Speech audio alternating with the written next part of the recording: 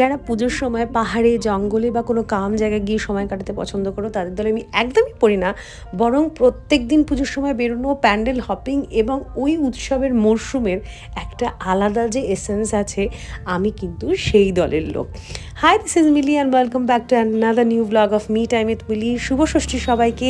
আর আমি সকাল বেরিয়ে পড়েছি পুজো পরিক্রমা করতে। আর প্রথম প্যান্ডেল অর্জুনপুর, যেটা কিনা আমার বাকেট লিস্টে পড়েছিল, কালকে আমরা আসতে পারিনি, তাই সকাল চলে এসেছি অর্জুনপুরে। অ্যান্ড সত্যি বলতে ইটস ওয়ার্থ দ্য হাইপ।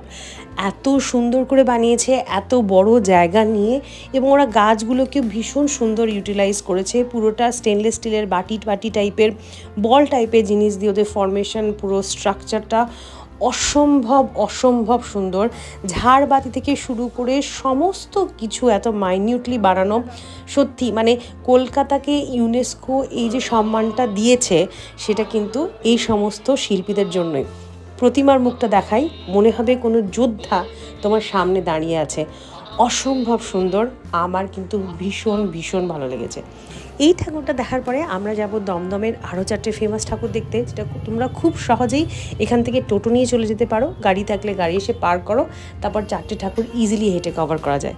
প্রথম স্টপ তরুণ দল। দেখো, এই হচ্ছে তরুণ দলের মণ্ডপের একদম এন্ট্রেন্সটা। এখানে দুপাশে দেওয়ালে না নানান রকম এরকম পটচিত্র আঁকা রয়েছে, যেটা মেনলি আমার দেখে মনে হলো যেটা এখানে বলতে চাইছি সেটা হচ্ছে প্রিন্টিং মিডিয়া নিয়ে ওরা একটা পুরো ইনফরমেটিভ, মানে প্রিন্টিং মিডিয়ার রেভলিউশন নিয়ে ওরা দেখাতে চেয়েছে, কিভাবে ওটা চেঞ্জ হয়েছে, প্রথমে কিভাবে লেখা হতো, কিভাবে ছাপা হতো। অন্তত আমার মোটা বুদ্ধিতে এটুকুই বুঝেছি। তোমরা যদি জেনে থাকো এটার আসল কনসেপ্টটা কি, প্লিজ আমাকে জানিও। আমি তো দেখলাম ওখানে জীবাশ্ম আছে এবং সেটা নিয়ে অনেক কিছু লেখাও আছে। একটা ওয়াল আছে যেখানে আগেকার যুগে যে পোস্ট কার্ড হতো না, সেখানে স্ট্যাম্প দেওয়া হতো, সেরকম স্ট্যাম্পগুলো সব একটা করে রাখা আছে। একটা পায়ের ছাপ আছে ওপরে, তার ওপরে একটা ত্রিনয়ন রয়েছে, ঠাকুরের ত্রিনয়ন ওপরে রয়েছে, ওটা পায়ের ছাপটা দেখতে পাচ্ছে এরকম। অ্যান্ড এরকম হাজারো ইনফরমেশন পুরো দেওয়ালে ভর্তি। তো আমার সেরকমই মনে হয়েছে, সেই হিসাবেই তোমাদেরকে বললাম চলো এবারে মূর্তিটা দেখায়। প্রতিমার মধ্যেও কিন্তু খুবই নতুনত্ব। আমার মনে হলো পুরো একটা পাথরে কাটা প্রতিমা যেরকম হয় একটা জীবাশ্মের মতন, সেরকমভাবেই প্রতিমার গঠন এখানে আমি দেখলাম। তারপরে তরুণ দল পেরিয়ে চলে গেলাম দমদম পার্ক। দমদম পার্কে তাদের আবার যে কনসেপ্টটা রয়েছে সেটা হচ্ছে হারিয়ে যাওয়া জিনিস নিয়ে।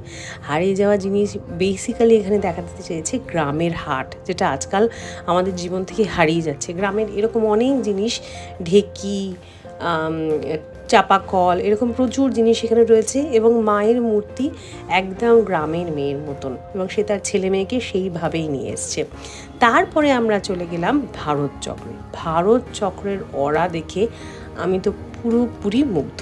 এটা না মাস্ট ভিজিট একটা প্যান্ডেল, এইটা এক্সপিরিয়েন্স করতে হবে। এটা আমি তোমাদেরকে যতই বলি তোমরা বুঝতে পারবে না, সামনে থেকে দেখলে তোমরা নিজেই অনুভব করবে ওই অরাটা, দুর্ধর্ষ।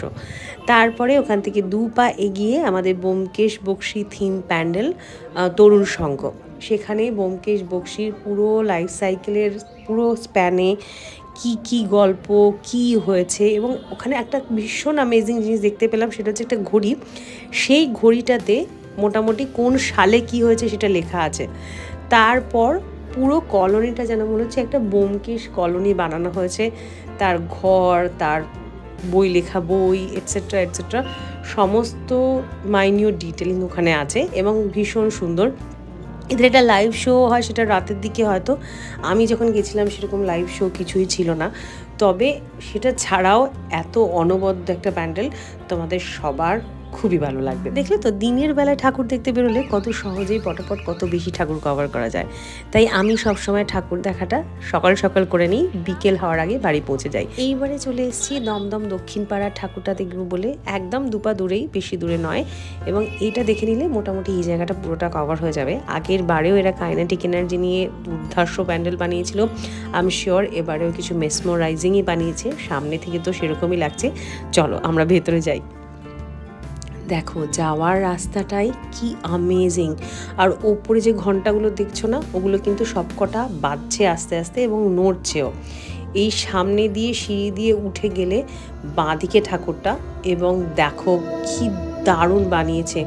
স্পেশালি তোমাদের নোট করতে বলবো, দেখো ওপর থেকে যে ঘন্টাগুলো আস্তে আস্তে নামছে, সেটা কিন্তু উপরে এগুলো সুতো টাইপের বাঁধা আছে, সেটা দিয়ে ওই ঘন্টাগুলো ওই তালে তালে ওঠানামা করছে। কি দুর্ধর্ষ না! তোমরা প্লিজ এসো। আমি বলবো যে তোমরা যদি দমদমের আশেপাশে থাকো বা আমার মতো প্যান্ডেল হপিং ভালোবাসো, এইটা কিন্তু একটা মাস্ট ওয়াচ ঠাকুর। দেখো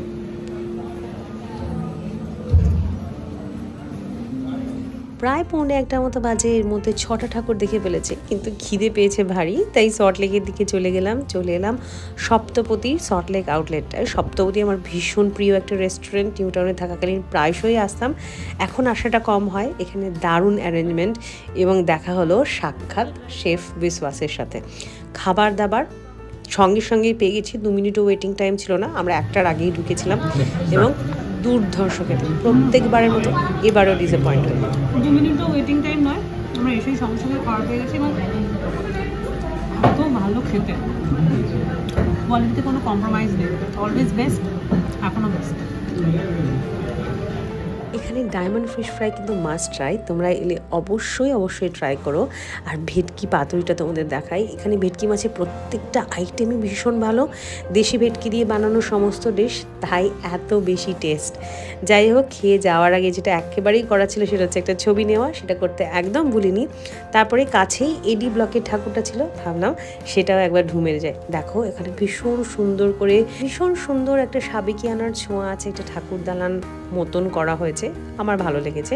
তারপরে এখান থেকে মারতে গিয়েছিলাম নিউ টাউন সার্বজনীনে, একদম নিউ টাউন বাস স্ট্যান্ডের কাছেই, সেন্ট্রাল মলের অপোজিটের মাঠটায় করা হয়। খুব সুন্দর, আগের বছর দারুণ বানিয়েছিল, এবছর আরও ভালো বানিয়েছে। তোমরা পারলে একবার এসে দেখে যাও, চারপাশটা ভীষণই সুন্দর, অনেক বড় জায়গা পায় ওরা করা। এবং তোমাদের ভেতরটা দেখাই চলো, ভেতরে এত কাশফুলে ঘেরা, মনে হবে সত্যিই মা দুর্গা কাশফুলগুলোর সঙ্গে নিয়ে এসছেন, এবং দুর্গা মূর্তিও অনবদ্য, একদম অন্যরকম। কিছু মানুষের অক্লান্ত পরিশ্রম, অপূর্ব কারিগরি এবং শিল্পীদের ভাবনায় মোড়া কতগুলো প্যান্ডেল আজকে দেখলাম এবং দেখালাম তোমাদের সাথে। আশা করি তোমাদের খুব ভালো লেগেছে। আবার ফিরে আসবো অন্য একটা দিন, অন্য একটা ব্লগ নিয়ে। আজকে ব্লগটা এখানেই শেষ করছি, ফিরছি বাড়ির দিকে। ততদিন তোমরা খুব ভালো থেকো, সুস্থ থেকো, আর সবাইকে অনেক ভালো রেখো। শুভ শারদিয়া সবাইকে। আজ তবে আসি, বাই।